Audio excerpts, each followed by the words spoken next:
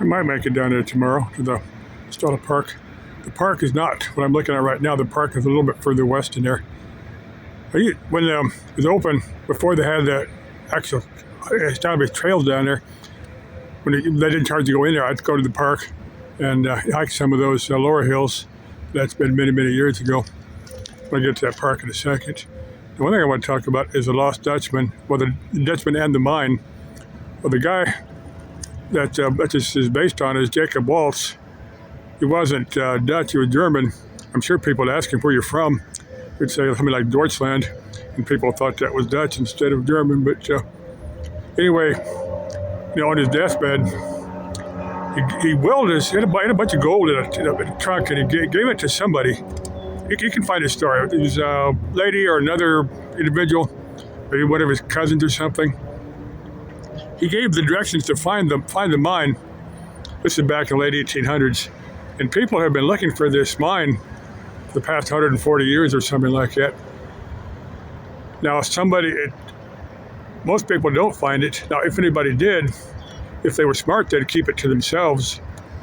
Now, let's say you're a stupid person. You're sitting at a bar, at the bar, a booth or something, bragging to someone else, maybe like half loaded. You say, hey, I found the Lost Dutchman. I found this mine that's got a lot of gold in there. Now, this person there's probably going to be one or two people in that bar hear you. They're probably going to follow you, and they got to do one of two things.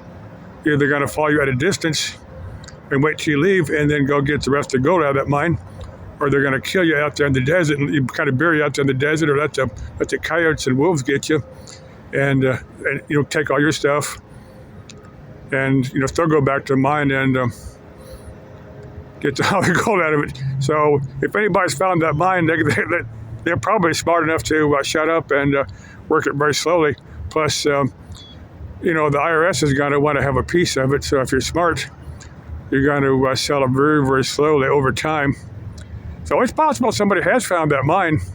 I just kept quiet about it. But my personal theory, that Jacob Waltz, well, he worked for Henry Wickenburg. The town of Wickenburg is named for Henry Wickenburg. But I think Jacob Waltz, the Dutchman, stole his gold from Wickenburg and just didn't really want to admit to it. Well, Henry Wickenburg had deleted himself over financial problems. You can look all this up. This is a matter of recorded history. My personal belief, I think a number of other people along the same belief, that there probably are mines out there, but they're not the rich mines. That there's old mines that have been worked over for hundreds of years, and if there's any gold out there, you're gonna have to really, really dig for it, really work for it. They're not the easy pickings that they found in years past. The ones that have been worked, and you're gonna have to really put the effort in to get much at all. There's a lot of mines here in Arizona that are like that. That over the centuries they've been worked, and you will find gold, but not to any commercial success. That's my theory, that Jacob Waltz stole his gold from Henry Wickenburg.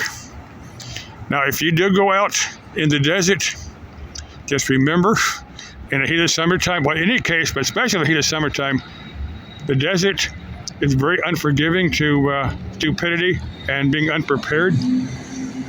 There's plants and critters and whatnot that can kill you out there. So just exercise extreme caution. I'm going to give anybody that warning. If you go in the desert, know what you're doing.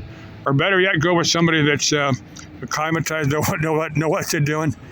And even me, I was born here. I've been here all my life. And I'm going to be careful going out there in the heat.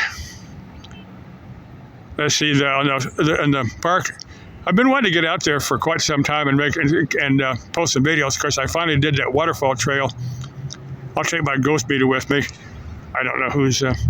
Imagine there's probably a few old timers that have passed on out there. I may make it, I may not, just depending upon how tomorrow goes. And if some interesting single female wants to join me out there, hey, send me an email, repairmanjamesgodman@yahoo.com, and let me know. Or if you say, well, I can't make it for Friday, but maybe we can make it early next week sometime. Hey, I can put it off. You can do that. Do one of those hikes out there. Let that guy go by. We can do some of those hikes later. Let me know. Or maybe you're somebody that wants to get a team together. Maybe you're an avid hiker and wants to get a Maricopa County pass. Now, it's good for all the Maricopa County passes. Now, I could get a senior pass that's good for a carload of 4 people. What I want to do is get 3 other people together. The most avid hiker would actually buy the pass, but we'd all kind of chip in.